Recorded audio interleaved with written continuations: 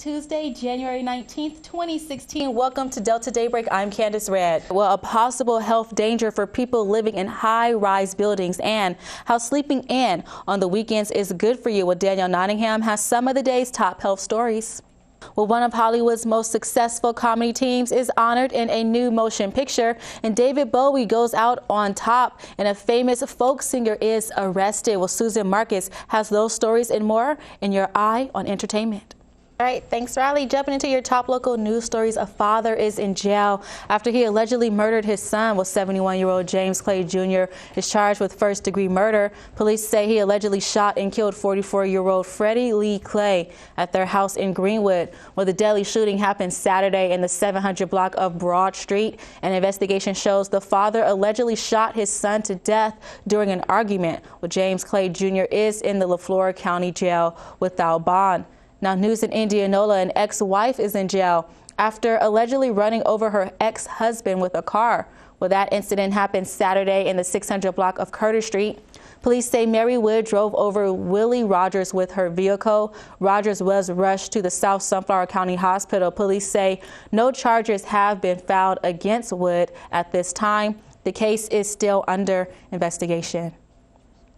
In Greenville, police are on the hunt for an alleged robber. With 24-year-old Jackie Jackson is wanted for domestic assault, malicious mischief, and threatening. He's also a person of interest in an armed robbery and burglary case. If you have any information, call the Greenville Police Department or Crime Stoppers.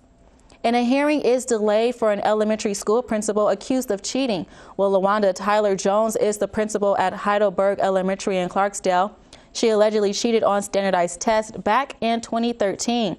Well, a hearing on administrative charges has been rescheduled from January 18th to March 7th. Now, Tyler Jones requested the delay in the hearing before the State Teacher Licensing Commission.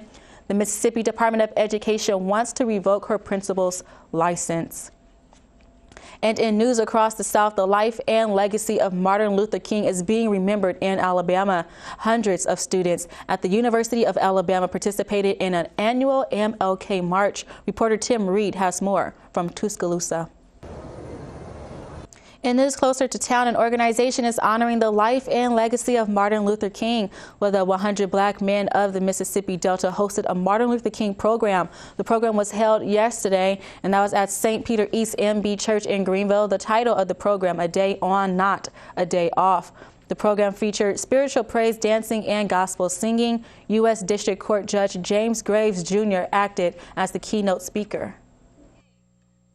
For me, I was struck that I was standing at the King Memorial next to a colleague who was appointed to the court that I now sit on by Ronald Reagan in 1986.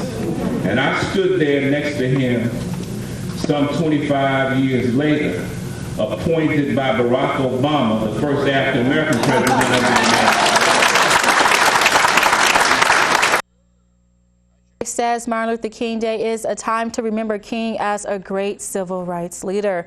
Mississippi Valley State University is honoring Martin Luther King. Students and faculty members participated in a celebratory march yesterday. Now, the march started at the Sudden Administration Building on campus and ended at the Brazil Center in downtown Itta Bena. Now, organizers also hosted a service program following the march. And in business news, the planned opening of a soybean oil mill has been delayed until March. John Coleman is the president of Express Grain Oil Mill. He says changing the plant over from exclusively processing cottonseed to soybean extraction has taken longer than expected. Now, Express Grain brought the mill and a storage facility in Mentor City last year.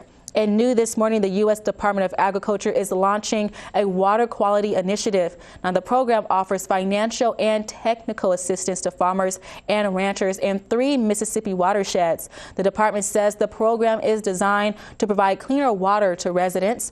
The 3 watersheds eligible for the National Water Quality Initiative: Chase Bayou in Adams County, Porter Bayou in Bolivar and Sunflower counties, and North Tippah Creek in Benton and Tippah counties. Now, applications for the program must be received by March 18th. And keeping our eye on the mighty Mississippi.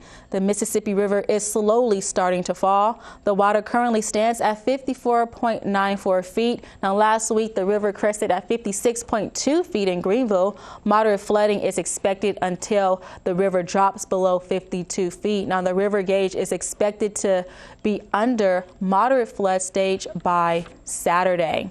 And in Greenville, some businesses are still fighting flooding thanks to the Mississippi River. Here's a look at the Harborfront Industrial Park in Greenville. Now, some companies are reportedly open while others are just simply closed. The several roads and parking lots are still underwater.